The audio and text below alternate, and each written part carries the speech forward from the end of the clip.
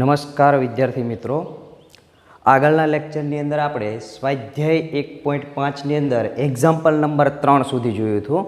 આજે આપણે સ્વાધ્યાય 1.5ના 4 નંબરના એક્ઝામ્પલથી આગળ કન્ટિન્યુ કરીશું. તો એક્ઝામ્પલ નંબર 4, જો સાર્વત્રિક ગણ u બરાબર 1, 2, 3, 4, અપ ટુ 9 સુધીના ઘટકો સાર્વત્રિક ગણ u તરીકે આપ્યા છે. હવે a બરાબર યુગ્મ સંખ્યા 2, 4, 6 અને 8 આપેલી છે. b બરાબર અવિભાજ્ય 2, 3, 5 અને 7 જે ઘટકો આપેલા છે. તો a યોગ b નો ડેશ બરાબર a ડેશ છેદ b ડેશ અને બીજું એક્ઝામ્પલ a છેદ b એનો ડેશ બરાબર a ડેશ યોગ b ડેશ સકાશો. એટલે કે આ બંને ધ મોર્ગનના નિયમ છે જેની ચકાસણી આપણે આ ઉદાહરણ થ્રુ કરવાની છે. તો જોઈ લઈએ આપણે સૌપ્રથમ આન્સર નંબર 1 એટલે કે a યોગ b એનો ડેશ બરાબર a ડેશ છેદ b ડેશ આપણે જોઈએ. તો સૌપ્રથમ ડાબી બાજુ આપણે જોઈએ તો a યોગ b મેળવવું છે. તો a યોગ b મેળવવા માટે એના ઘટકો 2, 4, 6 અને 8. યોગગણ બીના ઘટકો 2, 3, 5, 7. હવે યોગગણ હોવાથી બધા જ ઘટકો આની અંદર આપણે લઈ લઈશું.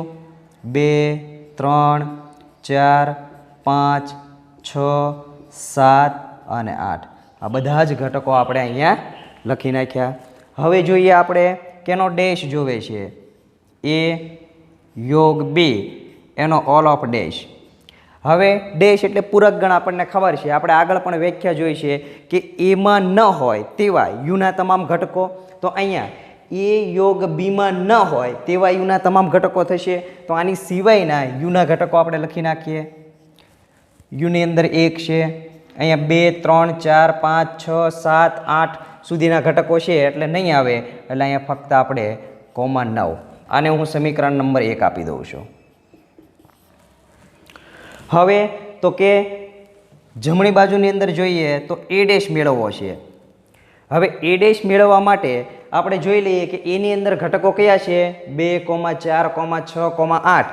તો એની સિવાયના જે યુમાં છે એ બધા ઘટકો હું લખી નાખું. કયા કયા ઘટકો થશે તો કે a સિવાયના એટલે 1 આવશે, 2 નહીં આવે, 3 આવશે, 4 નહીં આવે, એવી જ રીતે 5 આવશે, 6 નહીં આવે, 7 આવશે, 8 નહીં આવે, 9 આવશે. આ આપણને a ડેશ મળી ગયો. એવી જ રીતે b ડેશ મેળવી લઈએ. તો b ડેશની અંદર આપણે જોવા જઈએ કે b સિવાયના ઘટકો એટલે અહીંયા 1 આવશે.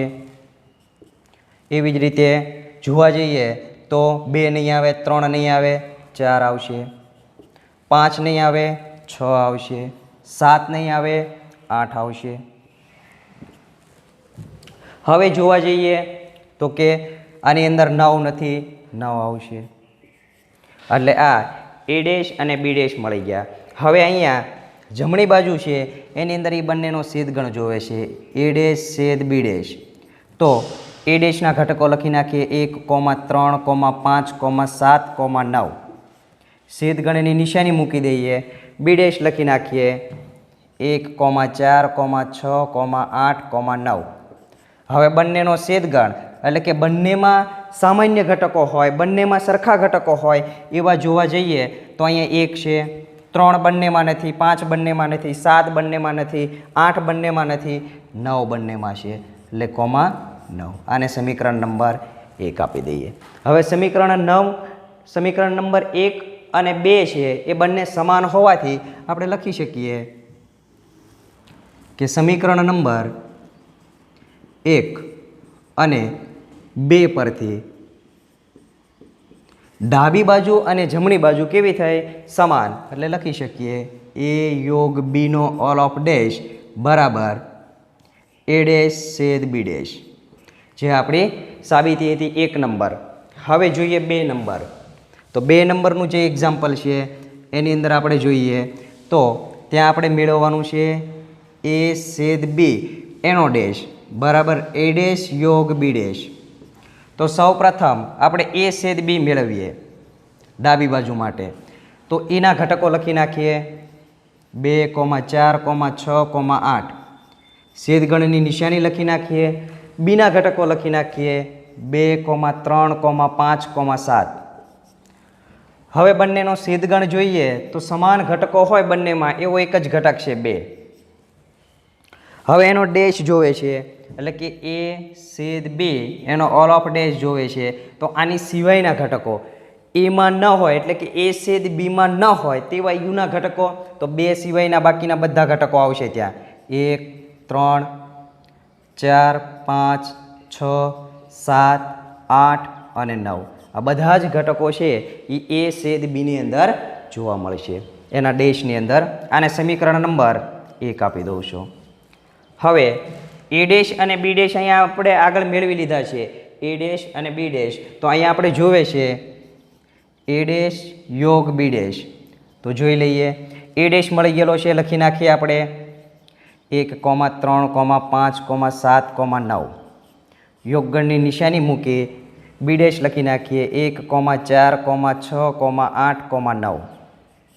હવે બંનેનો યોગગણ આપી દઈએ 1, 3, 4, 5, 6, 7, 8 અને 9.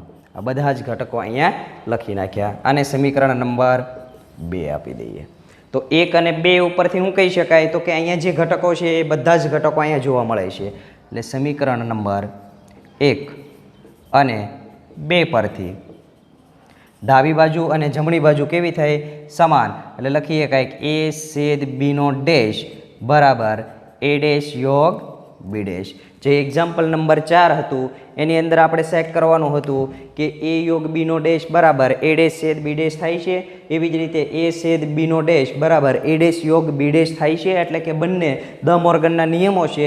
તો અહીંયા આપણે આ ઉદાહરણ થ્રુ અહીંયા દ મોર્ગનના બંને નિયમો છે એની ચકાસણી આપણે કરી. હવે એક્ઝામ્પલ નંબર 5 છે એ જોઈએ. એક્ઝામ્પલ નંબર 5 નીચેના દરેક માટે યોગ્ય વેન આકૃતિ દોરો. હવે વેન આકૃતિ દોરવી હોય તો સાર્વત્રિક ગણ યુની અંદર આપણે આગળના ધોરણની અંદર પણ આપણે યોગગણ, છેદગણ, પૂરકગણની જોઈને આવ્યા છીએ.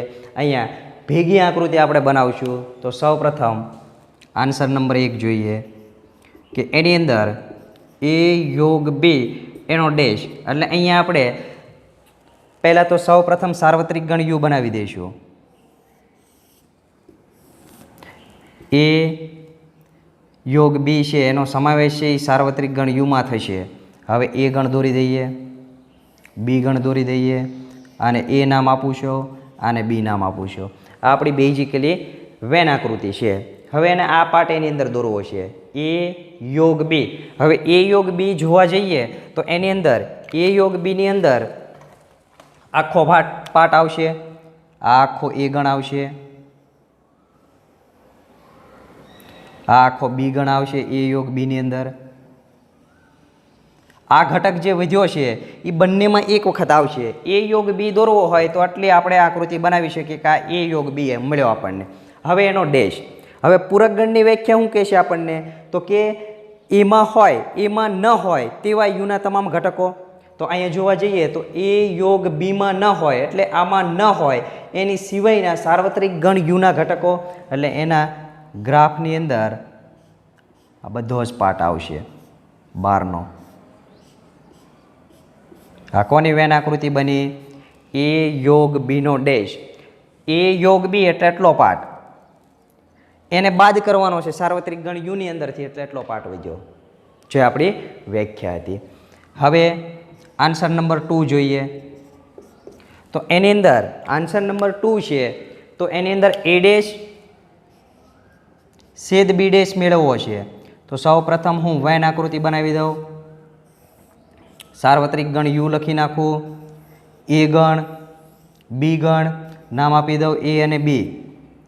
હવે જોઈએ આપણે કે મેળવવાનું શું છે તો કે a ડેશ છેદ b ડેશ.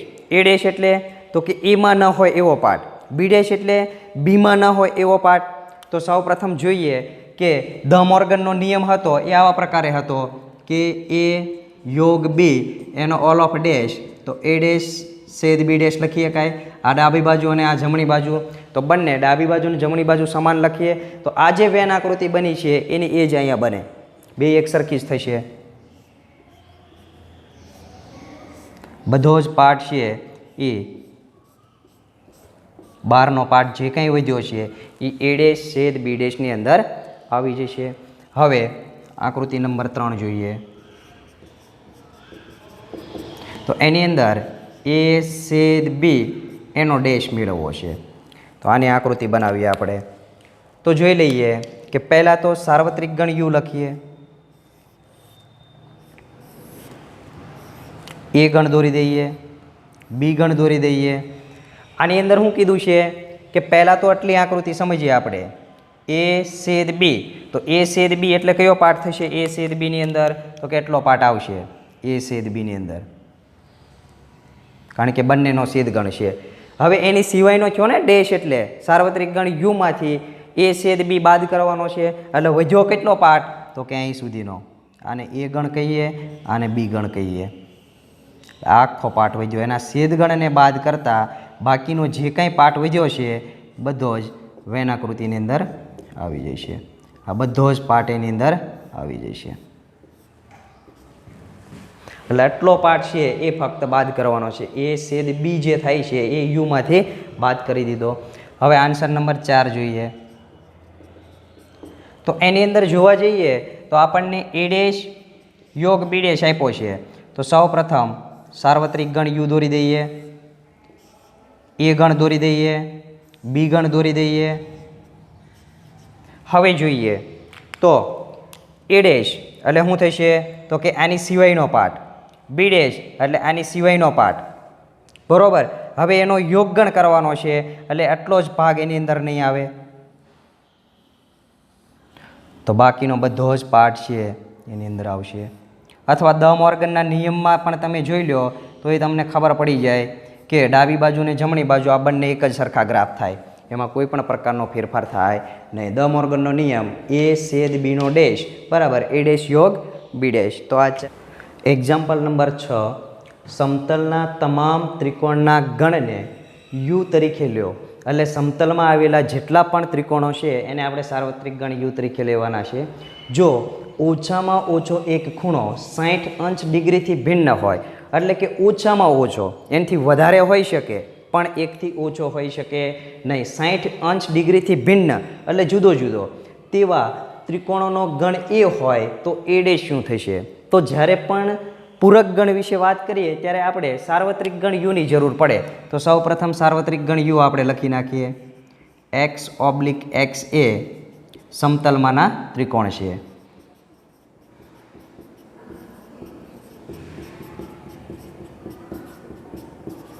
આ આપણે સાર્વત્રિક ગણ યુ લખી નાખ્યું. સાથે એ પણ લખી નાખીએ.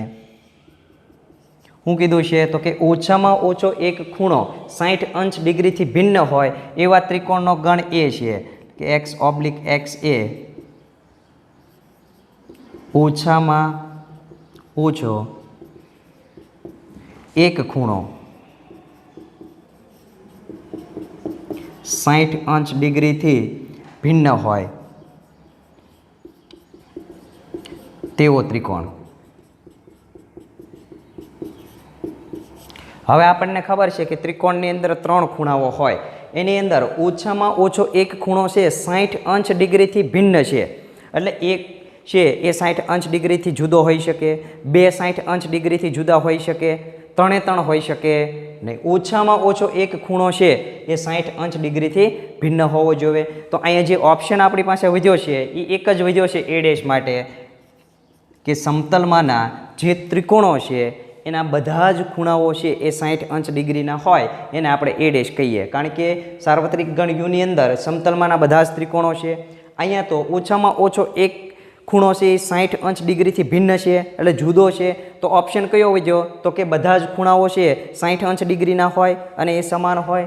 તો લખી શકીએ કે એક્સ ઓબ્લિક એક્સ એ સમતલમાંના એવા ત્રિકોણો કે જેના દરેક ખૂણા 60 અંશ ડિગ્રી હોય. અથવા બીજી રીતે લખવું હોય તો લખી શકીએ કે સમતલમાંના એવા ત્રિકોણો કે જે સમબાજુ ત્રિકોણ છે.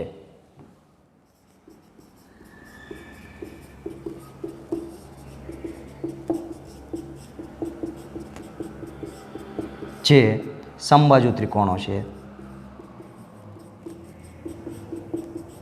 કારણ કે ત્રિકોણના 3 ખૂણાઓ જો સમાન હોય તો એની 3 બાજુઓ પણ સમાન હોય, કારણ કે અહીંયા દરેક ખૂણા છે એ 60 અંશ ડિગ્રીના આપણને જોવા મળશે. હવે એક્ઝામ્પલ નંબર 7 જોઈએ કે નીચેના વિધાનો સત્ય થાય તે રીતે ખાલી જગ્યા પૂરો.